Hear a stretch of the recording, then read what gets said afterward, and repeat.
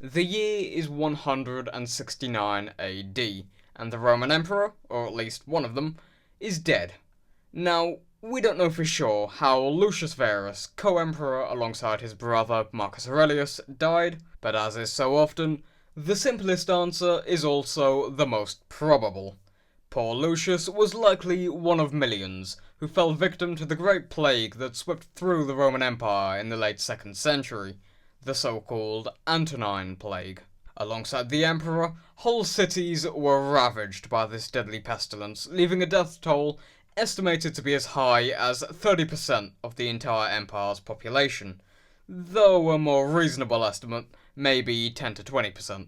Needless to say, the Antonine Plague was deadly, precipitating the end of the Pax Romana, the great period of Roman peace initiated by Augustus almost 200 years ago by this point. Yet, as the title may suggest, this was not the only pandemic to strike the empire throughout its first millennium. A little under 400 years later, a new plague came knocking on Europe's doorstep. In the early 540s AD, during the reign of Emperor Justinian I, a brand new nightmare would emerge on an unprecedented scale, a nightmare which would make the measly little Antonine Plague look cute. As these two catastrophes in Roman history would show, disease does not discriminate, neither for the poor nor the rich, neither slaves nor senators, neither men nor women, neither the old or the young.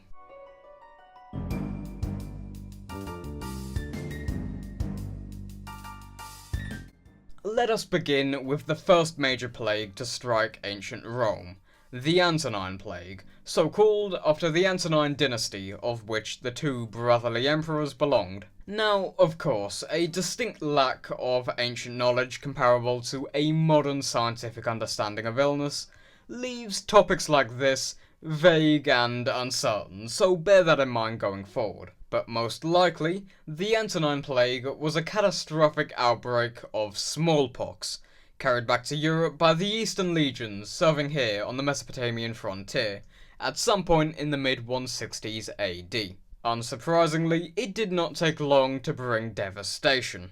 One can imagine living here in the likes of Antioch or Jerusalem. I'm sure cities like this would have been well used to spontaneous attacks from the east. But this time, a new enemy altogether beckoned. An enemy invulnerable to mere swords and shields. An enemy invisible and carried by the cunning of the wind, where you're left helpless to defend yourself. Such was the scene when the Antonine Plague reached the Mediterranean world, slowly but surely tearing through the empire's eastern provinces, and in time, piercing the heartlands itself, reaching the city of Rome, a city of 1 million souls, all of which were now resting on the palm of an invisible hand, its muscles tensing, waiting to squeeze down on the eternal city itself. And unsurprisingly, so it did. The pestilence flooded its way past both the gates of lavish villas atop the Palatine Hill and through the rickety doors of low-rent apartments.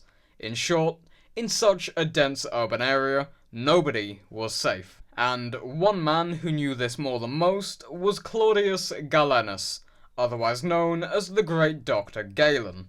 Now, Galen had been living in Rome when the plague reached the city, an eyewitness to the devastation. During this time, he provides us with detailed eyewitness accounts of the plague, including nasty symptoms like intense blistering rashes on the victim's skin and diarrhea. In fact, so important are his medical writings here, it's also sometimes called the Plague of Galen. Unsurprisingly, as a renowned doctor, Galen's services were readily sought after, including by the two co-emperors themselves, Marcus Aurelius and Lucius Verus. Yet, where were the two emperors during this crisis? Well, beyond the Alps, an entirely different form of devastation was being waged. The so-called Marcomannic Wars, fought against the Marcomanni and Quadi tribes from beyond the River Danube, around modern Austria and Czechia. Yet even here, in a remote Danube valley, much to the dismay of the Romans and Marcomanni alike, the Great Plague had begun to bring its wrath. infiltrating the Northern Legion stationed there and weakening men already fatigued and tested by the war. Who knows exactly what happened out there on Rome's transalpine frontier, yet one hardly needs a strong imagination to imagine the conditions in the legionary camps, already overcrowded and unsanitary to begin with. As I said earlier, it's not known exactly when, or even if, Lucius Verus caught the plague. Yet what is clear is that on the return journey back to Rome, Lucius was a dying man, and eventually the unfortunate emperor would end up dying here in the Upper Po Valley.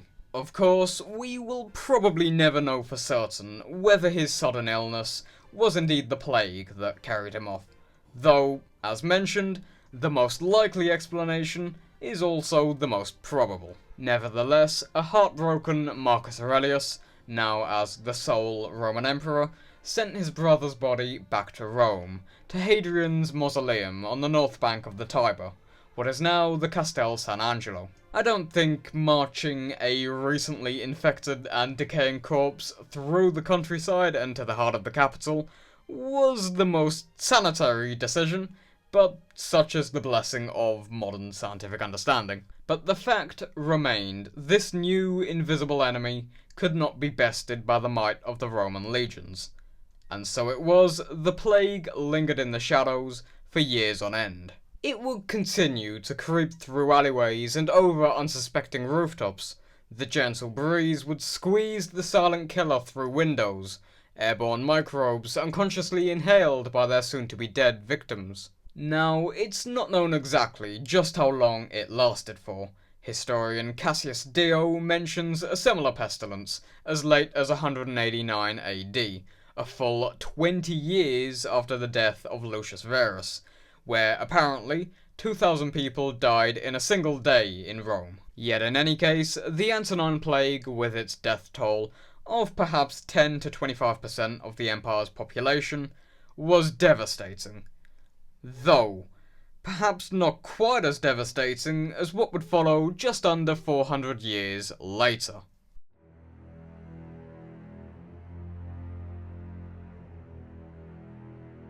During these times, writes Procopius, there was a pestilence, by which the whole human race came near to being annihilated. For this calamity, it is quite impossible either to express in words or to conceive in thoughts any explanation except indeed to refer it to God. For it did not come in a part of the world, nor upon certain men, nor did it confine itself in any season of the year, so that from such circumstances it might be possible to find subtle explanations of a cause. But it embraced the entire world, and blighted the lives of all men, though differing from one another in the most marked degree, respecting neither sex nor age. Procopius, while not a doctor like Galen was, goes on to list some of the symptoms of this new plague: agonizing swellings below the abdomen and under the armpit, vomiting blood, sudden fever, delirium, insomnia, amnesia, and inability to eat.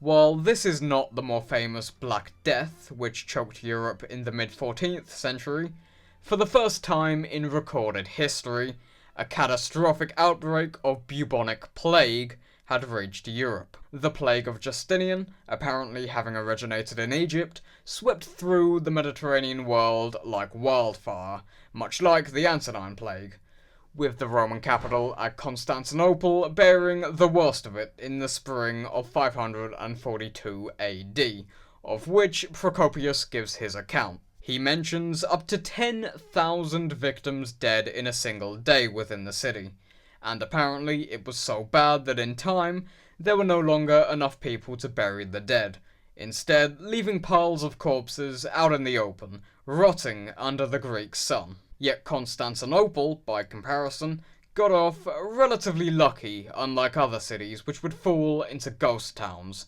According to one account, one once bustling city in Egypt was wiped out almost completely, leaving a mere 8 survivors, 7 men and a 10-year-old boy. While the eastern Mediterranean was indeed hit far worse than the west, elsewhere it was still no laughing matter.